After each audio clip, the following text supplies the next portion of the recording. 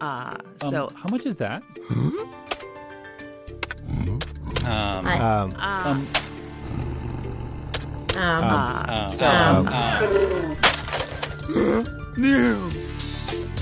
Everybody, thanks so much for joining us on the Podcast Editors Mastermind. Today we have a special episode where we actually are going through our, Carrie called it the Podcast Editors Master Plan. We did this a couple years ago privately in our own mastermind. And so we decided to kind of offer this as a resource or whatever and go kind of publicly with reflecting on 2020 and then looking forward to 2021 and just getting a focus on how our businesses are doing and what we're going to do and just kind of focus in on what we could do to improve and help each other out through the process. So if this is your first time listening or watching, this is a Podcast Editors Mastermind, a podcast aimed at professional podcast editors to help you in the business of podcast editing. My name is Daniel Abendroth. You can find me at rothmedia.audio. I'm Carrie Caulfield. Eric, you can find me at Yaya Podcasting, and I got everything sorted out, so we're good. Good. Yay. And I'm Brian Ensman. You can find me at toptieraudio.com, and we have a special guest joining us today. Hi, my name is Michelle Abendroth. I'm also with Roth Media. Dan and I are co-owners, husband and wife duo. We both work on Roth Media together. So I'm really excited to be here and be part of this conversation about, what we did in 2020 as I came on board with our podcast company and then what 2021 looks like. So thanks guys so much for having me. Oh, we're so excited you're here. It is such a treat. I haven't seen you since PodFest. That's great. Yeah. This episode is sponsored by Yaya Podcasting, where we produce uncommonly good sounds for extraordinary brands, and we offer courses and coaching for podcast editors. So I love working with you guys. I do a free audit, so hit me up if you want some, business help. You want a review of your business, happy to do it. I think we just need to pause here and pay homage to your new tagline and slogan. Because my goodness, that I'm jealous now. So good job on that. It's funny because I actually thought maybe I might offend some people. Well, I mean, we're all uncommon in this group, so uncommonly good is perfect. But yeah, that's, because before I had stolen Jennifer's. So I decided that was not a good idea. Yeah. Also, Carrie, don't you have t-shirts available? I do. I have lots of cool podcast t-shirts and podcast editor t-shirts at yayapodcasting.com/shop. The most popular one is, what microphone should I buy? And the t-shirt says, anything but a Yeti. So. And Jennifer's in the chat. She's asking if you could say your business tagline and stuff again. I think she's probably trying to steal from you now. And I deserve it. Yeah, she wants to hear that again. Yeah. I know, I am. So let me write it down real quick. Uncommonly good sound for extraordinary brands. That's excellent. That's really good. Thank you. I spent probably about 6 months trying to figure that one out. It's crazy the small things that go into branding like that you don't really think about. But as a business owner, it's so important. So it's insane. Yeah. How do you distill what you do down into a few words? That's hard. Which is why it took so long. So other than that, I guess we're here to talk about goals. Why should we even think about goals? Like, why bother? Are you asking me? Yeah. I'm asking you. Because it gives us something to work towards and helps us stay focused on what and it helps us figure out what we actually want. And that's a big deal for me this year, as I'm kind of like exploring new things and new avenues. So it is definitely something, because otherwise I will get distracted by all the shiny things that come at me every day. And I would have 50 different businesses. So for me, that's why. You're basically describing the entirety of my 2020 business model. I think it's probably just being distracted by every opportunity. I think that's probably everybody's 2020 because it's been such a crazy year. Yeah. And I think for me, having goals, like if you don't have a goal in mind, like you're not going to like get anywhere. You're just going to keep doing like what's comfortable, what's easy, like what you've been doing. And like you're not actually going to like make any tangible progress. What about you, Michelle? What do you think? Oh, yeah, 100%. I think the goals are so important for, just like Daniel, sorry. Would he go by in this realm? I think it's Daniel. Yeah, we always Poobah. call him Okay. Daniel. I didn't know there was another option. I always call him Dan. I call him Daniel when he's in trouble. Oh, Which is never, by the way. But yeah, so I think that, like he said, that setting goals creates that roadmap for you to follow in order to keep growing as a brand and just through life, is to keep up leveling, what you got going on.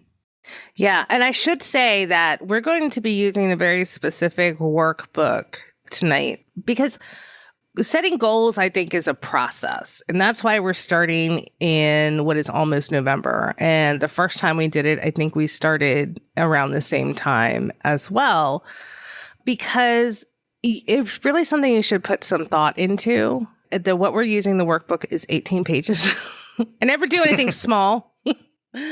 But it is based on, what we kind of developed as a group. Only it's 18 pages because it's broken down into kind of step-by-step thought chunks to, things to think about and things to kind of document, so to help you assess where you are right now and then move forward in your goal planning. Yeah, and to that point that this is a great place and it takes time, I sat down with Daniel this afternoon to go through this doc so we could prepare for this call and this conversation with you guys. And there were some things that's like, man, I really want to be intentional about this. This is really going to take some time. So this was a great place, a jumping off point for thinking about these things. And then we said that we're going to come back to this doc maybe this weekend or maybe some point next week and sit down and have a whole session where we sit down and work through these questions and set some really intentional, thoughtful goals. Yeah, for me, definitely. I am in this weird place where I'm kind of figuring out what the next iteration of my business is. So I will probably keep coming back to this document for the rest of the year and hashing it out with my husband, but also hashing it out with you guys. I mean, this is really the value of doing this kind of out loud with a mastermind. This is why I thought it was important to bring it to our wider audience, because having that accountability, not having to do it alone in a vacuum, is, I think, the biggest, most valuable thing. Even if you don't even fill out the whole worksheet, you just start thinking about it, jotting down ideas, you will get something from it for sure. Yeah, and I'll also add that, like, this isn't set in stone. Like, it's November. If we did this November of 2019, like, our plan would have been thrown out the window. Like, there's no way you can really like fully plan out what the next 14 months are going to look like. So don't think that you have to like get it perfect now. And what's really cool is the document that Carrie created has editable fields, so you can type in your answers, save, like, so you print it too and save as PDF, and you can come back and just like keep updating or keep editing as things change. And if people are listening, they might want to actually get this document. Have we told anybody where this magical document of awesomeness lives? You can go to our Facebook page. If you actually look in the description of this live stream, you will find the document to download. I don't have a nice, pretty short link for it, but I will repost this again on the Facebook page and in the Facebook group. So be sure you like and are a member of the group. And if you join our newsletter, you can also get access to the PDF. And I think I'd like to pause here for just a second, because we kind of skirted around this, but there's real value in being in a group like the mastermind that we're part of. I work a day job full time, and part of our annual process is doing this kind of thing. In fact, I'm in the middle of it right now, trying to figure out what my 2020 looked like for that as well. But the reality is, if that wasn't built into the cadence, and if I didn't have for this the accountability of this group saying, hey, did you get your goals in? And that sounding board, I honestly wouldn't do it. I'd think my goals out, but I'd probably never really write them down. And I'd probably never really give them the thought like Michelle talked about that they really deserve. So if you're not a part of a group like this, I'd encourage you to find at least a couple of friends or somebody you trust that you can sit down and go, this is what I'm thinking. Can you help me get some perspective on this? Because I know for myself, I will either try to accomplish too much and set myself up for failure, or I will sell myself short. And so having a group of people that know you fairly well can speak into your life, I think that's really valuable. And I think what's really valuable is that when you have a goal and your friend's like, why? How are you going to, not in a negative way, but why do you want to do that? And then how can you accomplish that? And sometimes they can help you refine that goal into something that really is going to work for you and that you can actually accomplish. And I will add and encourage you, if you're listening, we have an entire group of people that want to, or that see the value in Mastermind. So if you haven't already joined the Facebook group, put a post out there. Maybe we can actually do something and kind of encourage people to get together and create their own mastermind through the Podcast Editors Mastermind group. Absolutely. I think that's a great idea. I did that actually for the Just Busters to a very small degree. I think I paired up about 18 people into small little groups. But I've had requests for more. So maybe that's something that we need to discuss privately. But, So who's going to put that on their goals list? I've got my pen out. Right? And I was just thinking I need to add that, actually. So do you want me to share the goal sheet? Are you ready to get into it? Because I will. Yeah. All right. I'm going to share my screen. And really what we're starting with here is reflecting on the past year. And the reason we're doing that is because you have to know where you've been to know where you're going. And I want to just interrupt you real quick. So if you're listening to the podcast version of this and you can't see what we're talking about, you can always go to our Facebook page and see the replay there if you want to see what we're talking about, or download the document and go through it with us. Yes. And you can go through it as you're listening, because I'm going to kind of break this down in two pieces. So the first section is called Reflecting on the Past. And I start in kind of a negative place here. Sorry. I was going to say something. Go ahead. Yeah. No, that was what I was going to say. Kind of starts out with, so what didn't work? Right. I think it's important, though, to structure it as let's start with the negative. Let's get that out of our system, and then we can turn it into a positive. We can look at the good things. So I think it is kind of harsh, oh crap, this is not good. But then you get the wins. Yes. And that's why I intentionally did it. I wanted to leave everybody with not oh, here's what's good, but here's what sucked. I wanted to leave you with the here's what's good. And I think that a lot of us, these negative things are going to be very similar, right? Because of COVID, and none of us could have foreseen that happening. But what didn't go as planned is the first question. So, and I know for me, I think we got to March and every plan I had went out the window. So my big goal was to create systems and to build local partnerships and hire a VA. And then if you look on my sheet, those of you watching can see, it says so much. So feel free to inject some humor into this to make yourself feel better, because nothing was planned. Do you guys have any things that maybe didn't go so well for you this year? Yeah, I'm glad to share some of mine. So I have 2 shows that are currently on hiatus. I didn't plan for them to stay on hiatus for the year. That was one thing. We talked about not really having a good handle on, or not having a strong direction, and so being kind of drawn in different directions. And so because of that, I had a tendency to overspend on resources for things that I thought I was going to do. And so that's been a bit of a challenge. And there's some work besides editing that I've been doing that kind of diffuses my attention. And I didn't walk away from that partly because I didn't want to walk away from the income. So even though there's maybe some more potential upside, if I was to streamline what I do and really focus it, I didn't take action on that because I'm a little concerned about what that would do to the bottom line which kind of goes back to, oh, and by the way, I spent more than I had planned by not a small margin. And I'll stop there and let somebody else jump in.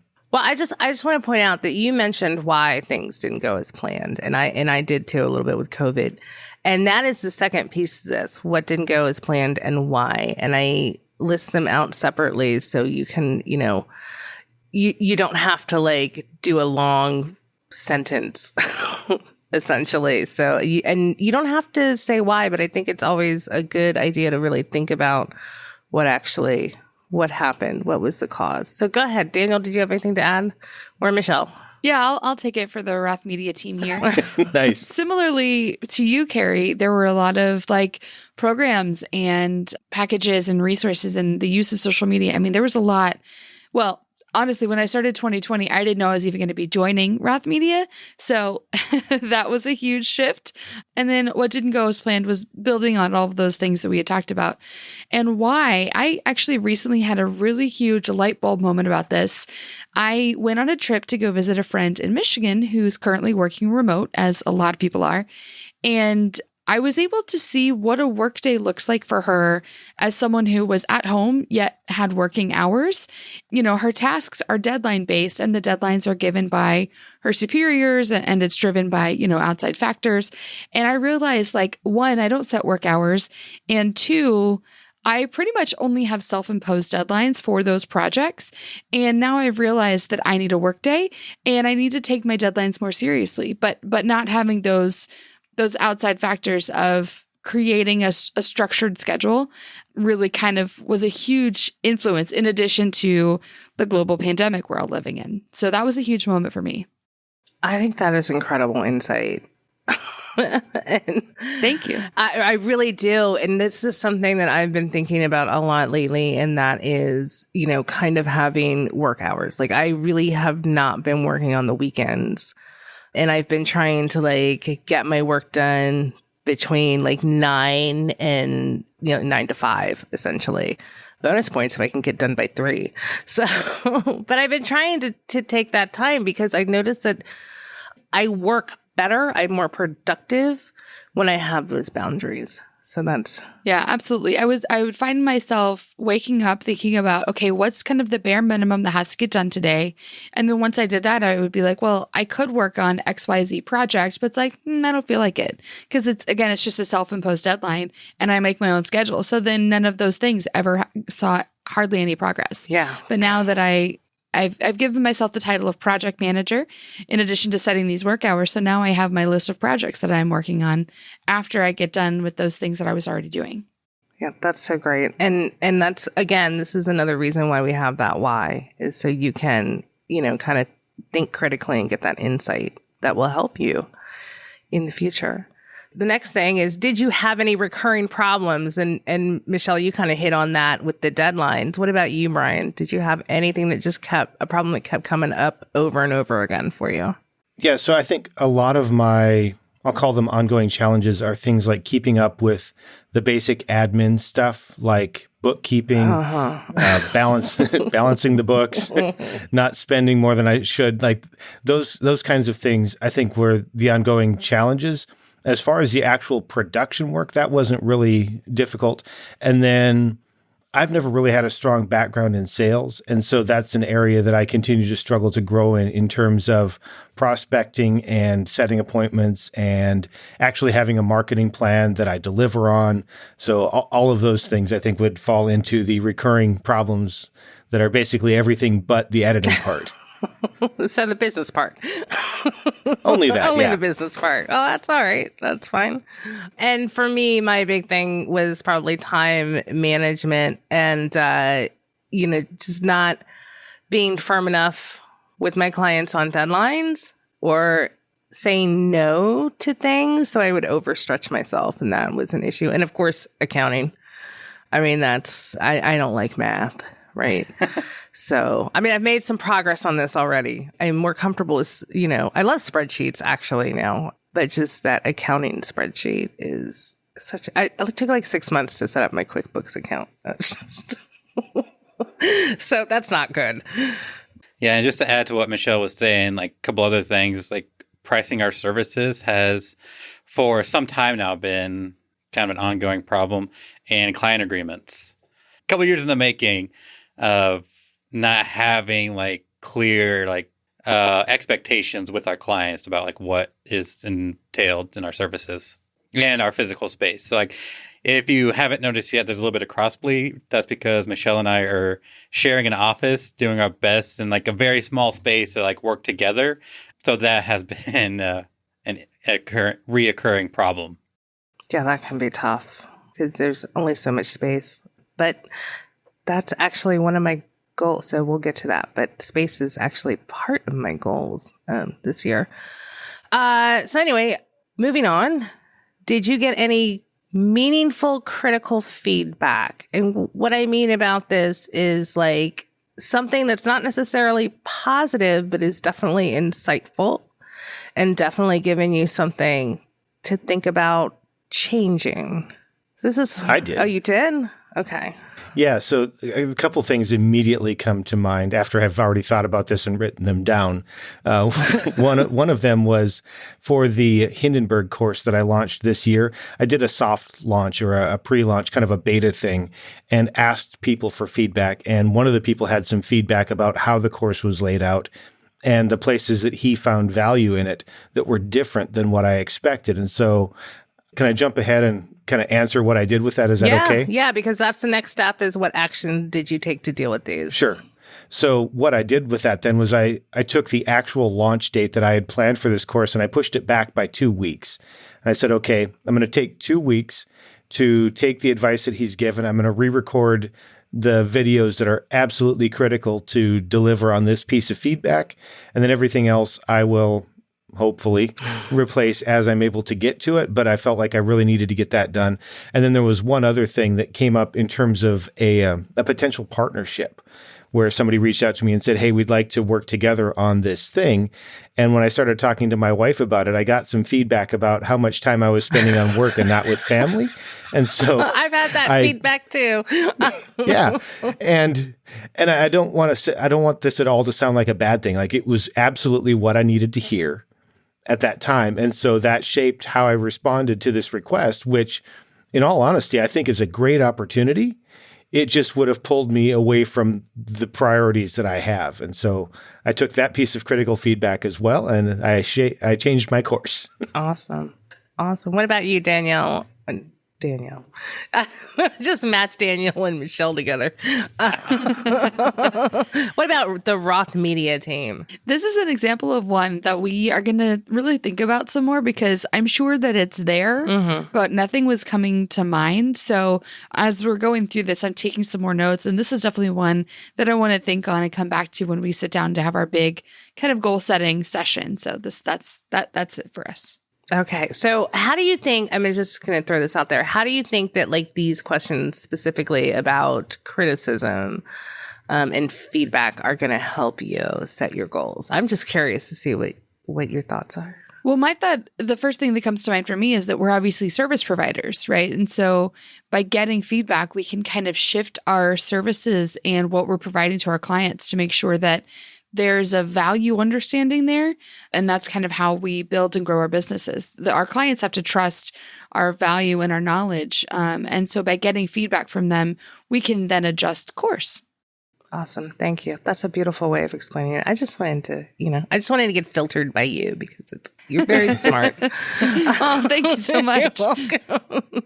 I think there's another value in this, in that it forces you to take the time to think about these before you start thinking about goals for next year, right? So if the feedback was you didn't deliver on this, you might think, well, maybe I don't need to stretch myself as far next year. If the feedback was completely non-existent, maybe you think to yourself, hey, maybe I need to stretch a little bit further so I can see how far I can go. And I think that's kind of like my little bit takeaway, because I can't, nothing's coming to mind. But then again, we didn't really take a risk or like do anything. So like, Brian, you released your course, so like that's going to lead to some feedback. Whereas for the most part, like we've kind of coasted this year. And just like in the second part of the year, we finally kind of started ramping up some of our projects. So I could see like towards the end of the year, like as I release my course and as we kind of roll out some of these things, more feedback coming in. And this has been the kind of year where I think a lot of people are going to have feedback and criticism they wouldn't normally get simply because everybody's home. Everything's different. Like, I think there's some great, I feel like there are really some great nuggets you can get, especially, you know, if you don't have any feedback and you want some, one thing is to ask your clients, right? And ask them what they think you could improve, what maybe doesn't work so well. So that kind of stuff. Because people are home now and, you know, for the most part, and they will have more time to answer you. And your mastermind, right? Your mastermind can also provide you some awesome feedback. Yeah. Like, don't talk so much, Carrie. This gets scary. We might have to talk about this on an off night. Oh, I didn't say let's get into it. I just said you can ask your mastermind. Right. Absolutely. All right. So now let's talk about some of the positive stuff of 2020, the big wins. So what sticks out to you that, you know, you can think of pretty quickly?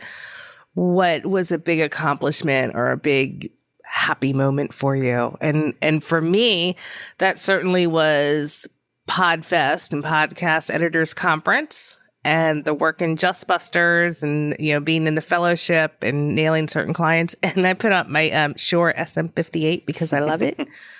And my courses, and of course this podcast. So that's a lot of wins for me, I think. For us, I think the biggest thing for us was Michelle coming on board to Roth Media full time, working with a business coach.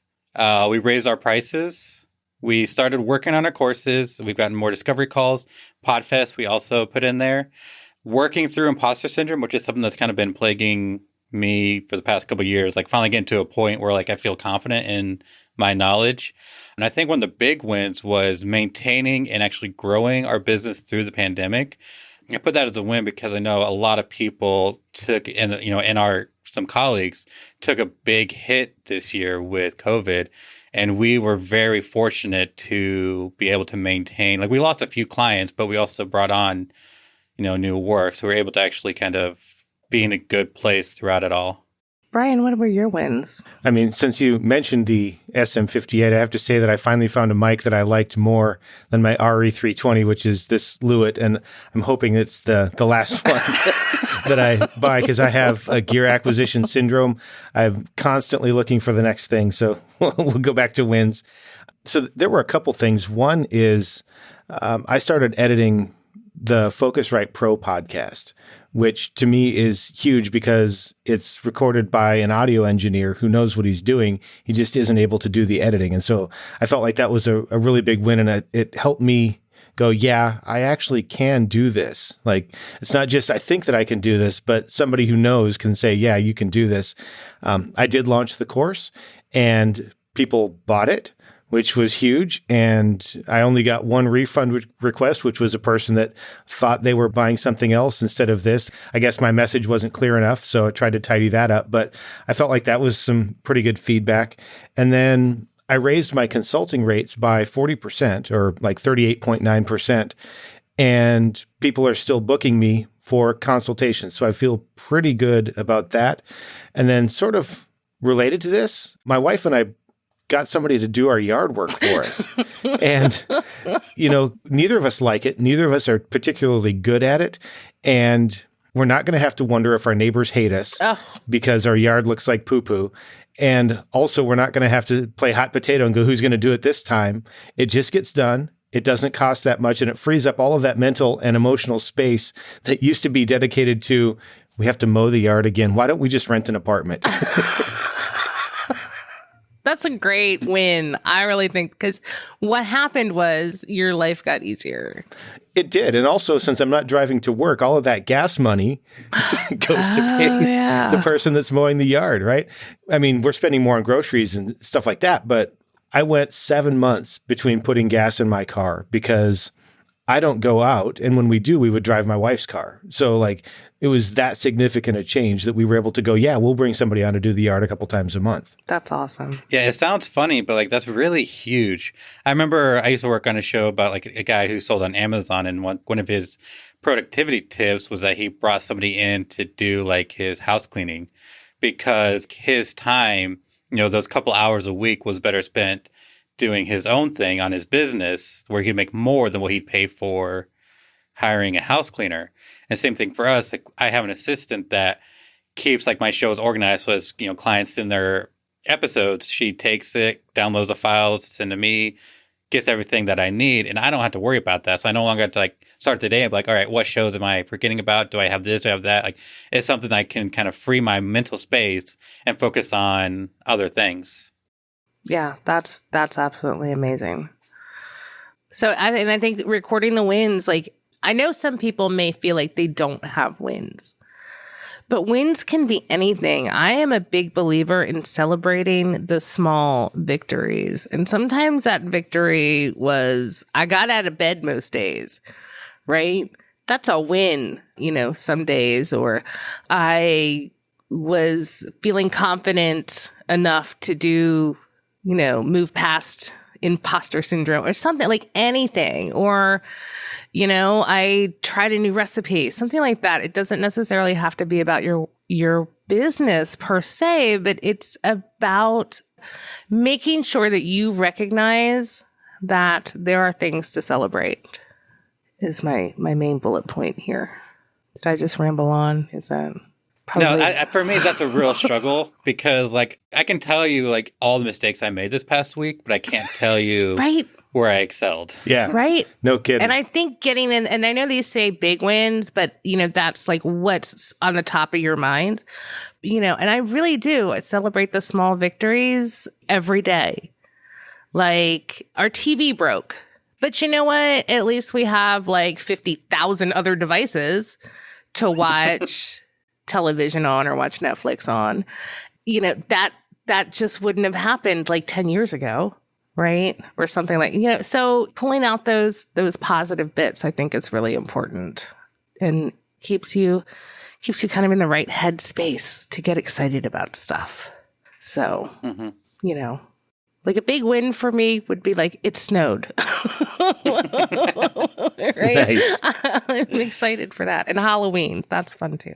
I just think, especially with the way like reality is right now with everything going on, mental health is a huge thing. And being able to like, one, recognize your wins and be able to like really focus on that is huge right now.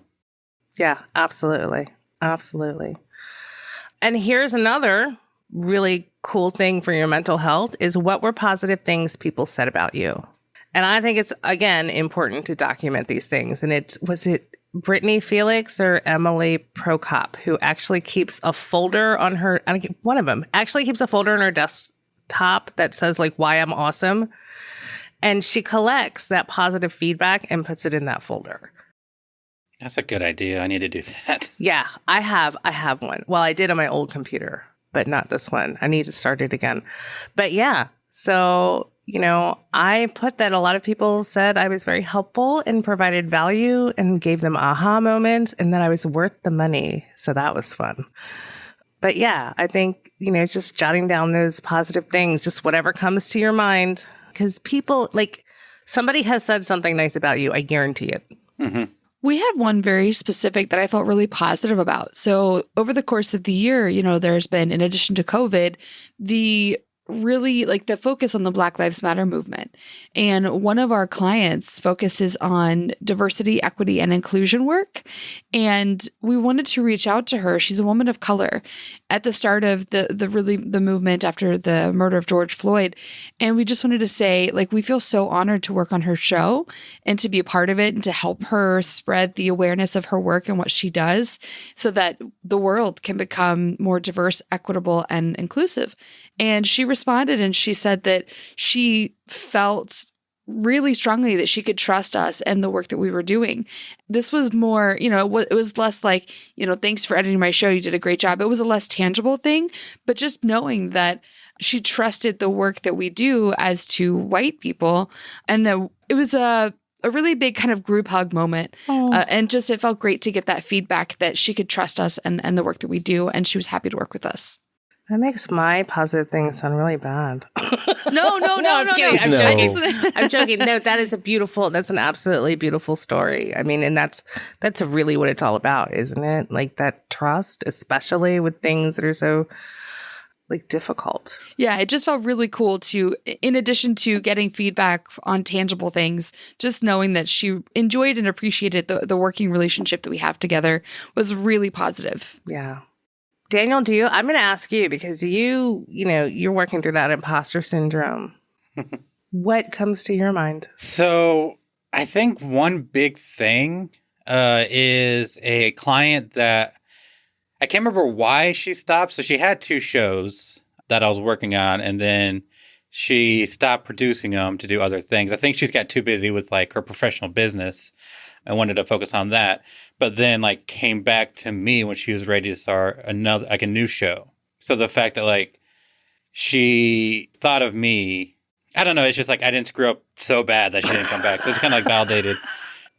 And like another client who's kind of like revamping her show, kind of got stagnant, and then she kind of like revamped it, and we were like just kind of consulting her about it. And just so many emails that I've gotten from her are just like, oh my God, thank you so much for making this so easy. And there's just like been a number of clients who've like expressed like happiness and like that they appreciate what we offer, has really just kind of like validated my own like expertise. And I guess, and then more focused on like Reaper and this course, like that's been a huge source of imposter syndrome, because like, who am I to do this course whenever there's so many other people that know way more about Reaper than I do? Like they should be doing courses, but like end of the day, they're not, and I am. Exactly. So like they've had opportunity, they haven't. So like there's this opportunity, and I know plenty to be able to help a ton of people like get started with Reaper. I may not be the most knowledgeable, but I do know quite a bit. And I have, the Reaper for Podcasting Facebook group for a while now. And like, I'm able to, like, every time questions come up, be able to offer helpful advice and even teach some of these, like, other people that I look up to, teach them a couple things that I've learned. Yeah, that's awesome. That is absolutely awesome. So is there a theme here? I know more, and I'm more like, I have more expertise than I give myself credit for. Yeah. And I don't suck as much as I thought. And I think that's what it really boils down to, right? This is a confidence boost, because there are a lot of positive things, and we are our own worst critic. So, but also when you think about what your wins were, like, and what the positive things people are saying and what that kind of through line is, this is the stuff you enjoy doing, right? And it shows. So, Brian, do you have a theme going through? Yeah, I think the theme that kind of popped up as I was looking through some of the positive comments, there's always, I would hope there's always the comments about competence, that if you are a professional editor, that you would be able to do the job of a professional editor. So that's kind of like table stakes. But the ones that stand out to me are when I can sort of listen over the shoulder as my clients are telling their guests, oh yeah, don't worry about it, my editor can handle this, that kind of thing. Because it's not like they're trying to butter me up for something. It's obviously an honest statement to put their guest at ease. So that one I think is kind of like table stakes. The one that really kind of stood out to me has happened a couple times in the last maybe 2 months. I've had people come to me talking about the Hindenburg users group on Facebook, and they're commenting that they really don't like Facebook. They are not fans at all for any number of reasons.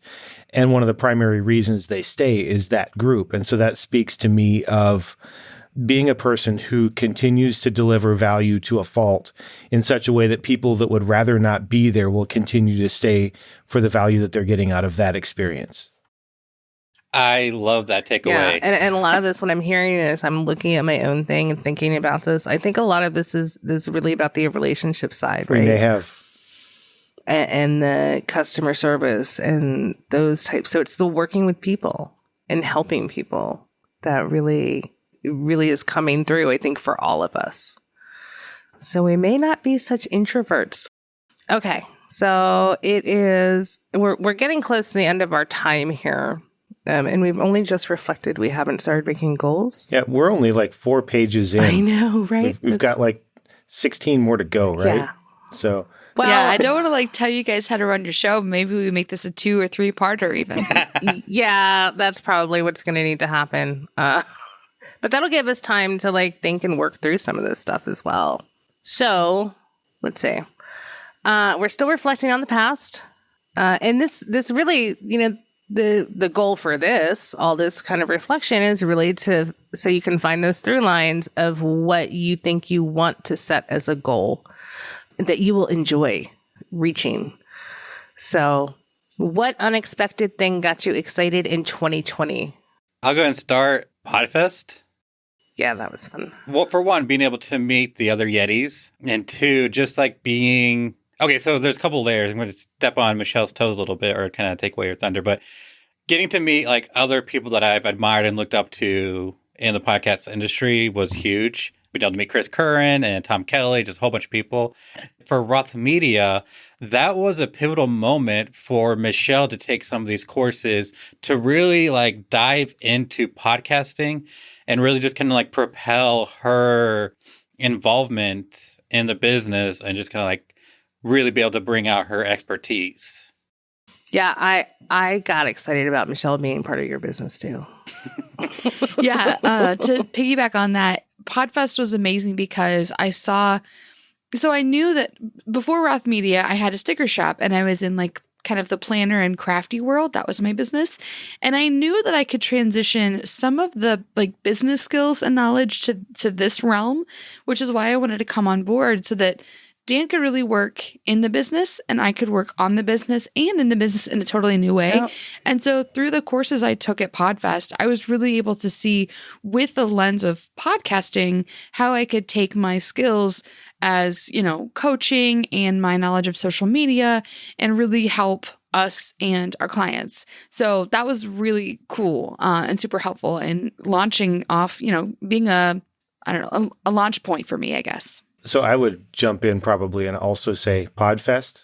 It's my first time ever going to a large podcasting conference. So not only did I get to meet all the Yetis, but I got to network with a number of people. This show has actually been an encouragement and a motivation for me because I have 2 shows that are on hiatus. And so this is the podcast that I'm involved with right now. And I really enjoy being able to have these conversations in public. And then the other thing that I didn't really expect was accepting and investing in challenges. So I mentioned earlier that I not really have a background in sales. And so I accepted and paid for Chris Curran's New Clients at Higher Rates challenge. And that gave me the motivation to go and do it. Now, the results for that haven't happened yet, but I enjoy that. And then I'm also doing another challenge around growing a podcast because marketing really isn't my core skill either. And I've enjoyed that. It's challenging in the sense that I have to keep up with it and it's a lot to do, which is why it wasn't getting done. But I found those to be exciting for me. Yeah, for me, it was definitely the fellowship for Stony Brook University. It's not something I had planned. It was one of those kind of like big dream wish lists. Like, wouldn't that be so cool to kind of learn the inside of these more complex podcasts? And I went for it, not expecting anything necessarily. And that now I'm in love with it. Like, I'm almost afraid that I'm in love with learning. And I'm just going to be a consummate student, but I'm okay with that. But yeah, that was so unexpected. And then micro content, like little tiny blog posts, because otherwise, I mean, I like to write and I like to think, but it takes me so long. So the micro content, the mini like Instagram posts are kind of fun for me to write. And I don't have to like be perfect and I don't have to take a lot of time, but I think that it really, is something I enjoy. So I did not expect that at all. Kind of stumbled into it. So that was fun. So, all right. So now I'm lost on my window. Did you form any new important partnerships is next? Yes. I have to think about this one. I did form some, but I don't know. So I can say that I didn't. There was one that I said no to, and I haven't really found any others. So the answer for me on that one is no, but that's not that I'm not open to them and even looking for them. I just didn't. I think this year it was weird, right? Mm-hmm. So, but yeah, what about you, Roth Media team? I would say our partnership with our business coach. So if you didn't hear last episode with Tammy Grable Woodford, she is our business coach. And she has been huge in like focusing our mind shift and just like giving us solid advice and just helping us through 2020, and 2, just helping us like figure things out and just kind of giving us that push we need in order to take our business to the next level. And I'll jump in here. Sometimes we need a mediator.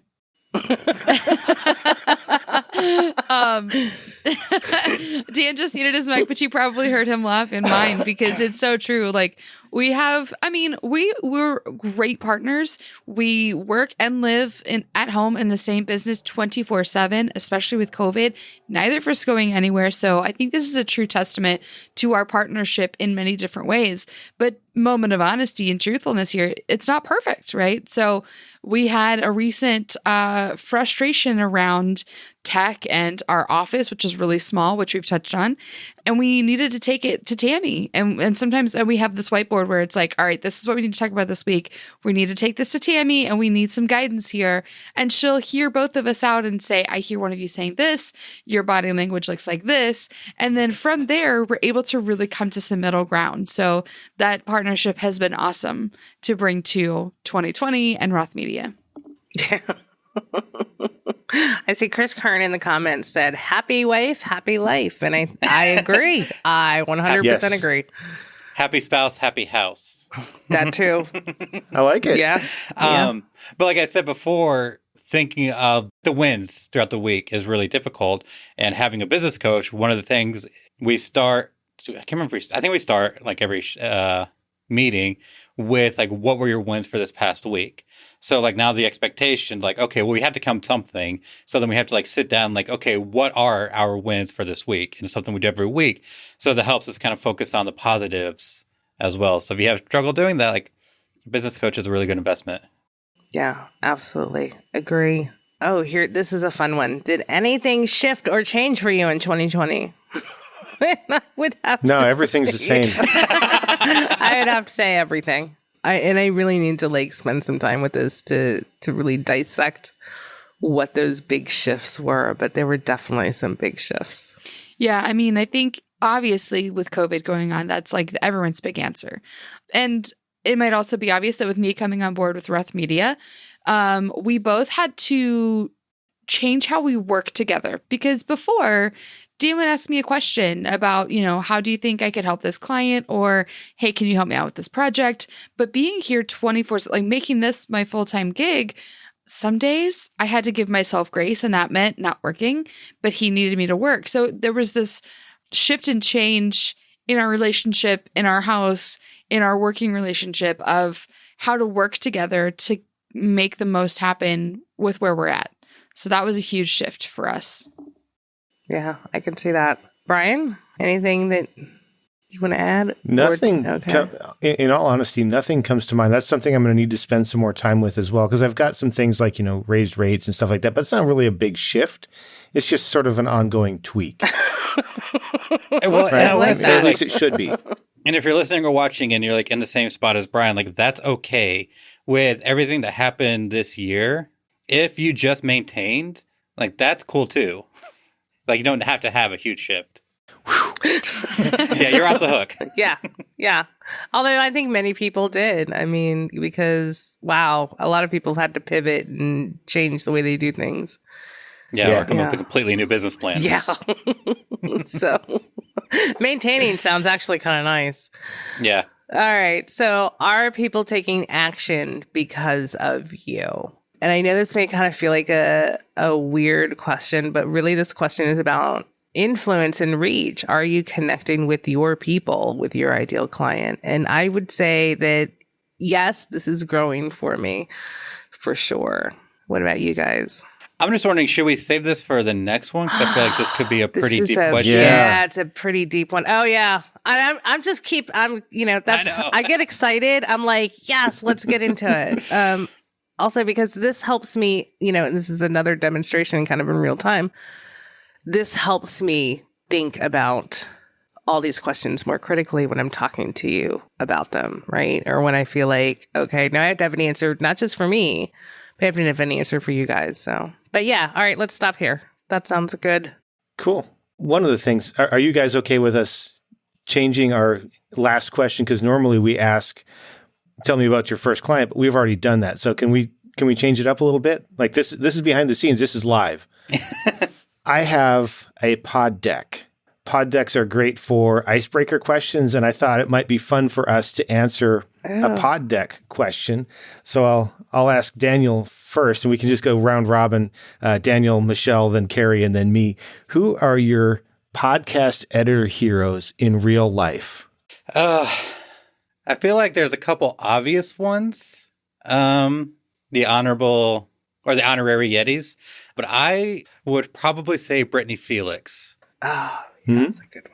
Because like we both share essentially like the same target audience. Watching her and seeing what she does and taking inspiration from like how she's like built this business has been like huge for us, and not stealing her ideas or like copying her exactly, but being able to take inspiration and like adapt it to our personalities and our business plan model, whatever, kind of shaping it for us. So I'd say Brittany Felix. You're just a fantastic person overall. How about you, Michelle? Do you have any podcast editor heroes? This is going to be so corny, but it's Daniel. Aww. Daniel is my hero. I love it. Well, one, I still don't really consider myself part of podcast editor world. I feel like I've stepped into podcast world a little bit. So he's obviously the one that I know best. And the way that he juggles everything and works with clients. And I mean, to be totally honest with you, it's the income and the business that he built that I was able to step into and live this life and get through this year with all of the hard things. And I sometimes, this was before I figured out my work schedule and like getting into really working full-time hours. But I used to say that I lived the life of a retiree in my 30s. And that was all because of Dan. So yeah, he's definitely my hero. And I would second what he says about Brittany Felix too. How about you, Carrie? Yeah, I really like Brittany. But then I think, because Brittany's so smart, I just have to throw that out there. Everything she says just makes me go, wow. But for me, I have to say that, I mean, there's just so many people that do such amazing things and inspire me. But I'm going to kind of cheat a little bit to make this easier and to not hurt anybody's feelings. I'm going to say that the Just Busters, right? Because they are putting themselves out there despite the fact that it's uncomfortable. I've gotten to watch them grow, and there's so many of them that are just doing such incredible things. And, meeting them from She Podcasts, like a lot of them from She Podcasts, and now seeing what they're doing is incredible. So there's just so much good work going on with those ladies and members that it just touches my heart that I get to be a part of that. So, and they're there every day, like lifting each other up. So that's pretty amazing. So thankfully this was plural, because I think mine's going to go a little bit like an acceptance speech at the Oscars. So aside from the Yetis, which is basically a given, like I can't believe that I still get to meet with you guys on a regular basis. And I'm saying that in all honesty, but I mean, we're talking like Chris Curran, Tom Kelly, Steve Stewart. You guys already mentioned Brittany like 27 times. Sarah Mikutel, even though I'm not real connected with her, I've started listening to her show and I really enjoy what she's putting out. So, I mean, there are just so many I couldn't begin to name them all. And honestly, almost every person I'm connected with who's a podcast editor, in some way, I look up to them. And that's truly serious. So all y'all, being Southern today, all y'all, and then some. Yeah, I missed the heroes part, the plural, because, so obviously, like, I feel like the obvious one's Steve Stewart, who's done an amazing job. Oh, yeah. Honestly, like, setting the roadway to, like, I never knew, like, I couldn't fathom like the possibility of making this like my full-time job until I joined Podcast Editors Club. Like, and Steve Stewart obviously is a reason for all that, and Mark Deal, even though he's not much of an editor anymore. But I feel like he needs to be mentioned. Chris Curran and Tom Kelly, the honorary Yetis. Yeah. And then I'll throw in Emily Prokop. Yes. Who has been honestly like added a lot to the Reaper course, just like because she's also a Reaper user, and just her branding, what Carrie, you and her did at Podcast Editors Conference, whatever you call it, your section was huge. Jennifer, who is handling the chat this week, says Steve Stewart and also Emily rocks. So yeah, and I have to say that like I don't think that I would be here where I am without Steve and Mark's and their support, and certainly they've done a lot to help us behind the scenes, and it definitely like so incredibly generous and appreciative. So, and they're going to be on the show next month together, which is going to be really fun. Yes. So that'll be like herding cats, won't it? There's a little teaser for you. Michelle, did you have anything you wanted to add?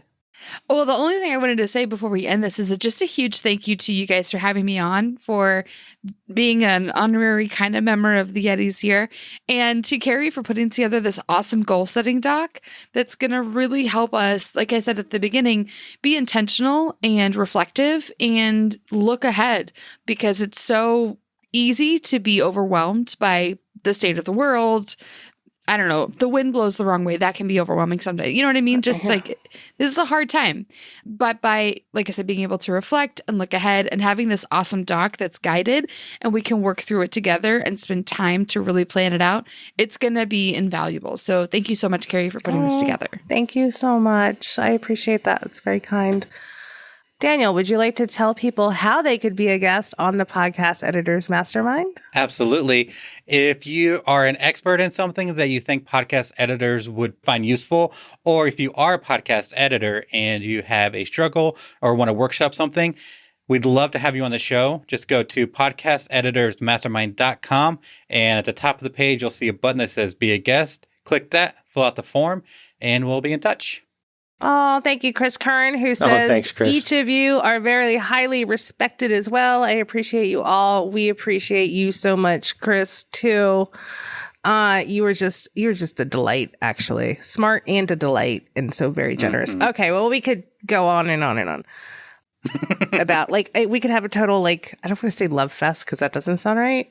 We could have a total pod fest, 60s. Pod Editors Conference. Anyway, that is it for us today. I'm Carrie Caulfield Eric of Yaya Podcasting. You can find me at Carrie Eric on Instagram. Daniel, how about you? I'm Daniel Abendroth, and you can find me at rothmedia.audio. I'm Michelle Abendroth. You can also find me at rothmedia.audio. And for personal crafting stuff, if that's your jam, check me out on Instagram at Sparkle Adventures. And I'm Brian Ensminger. You can find me at toptieraudio.com. And also, we are at 699 members of the Hindenburg Users Group on Facebook. So if you want to be number 700, here's your chance. That's at hindyusers.com, HINDY users.com. That'll redirect you right there. Awesome. And tonight's Yeti has been Jennifer Longworth, and you can find her at bourbonbarrelpodcasting.com. I think I said that right. Or at KY Podcasting on social medias. Thanks. Thank you so much. Good night, everybody. Bye.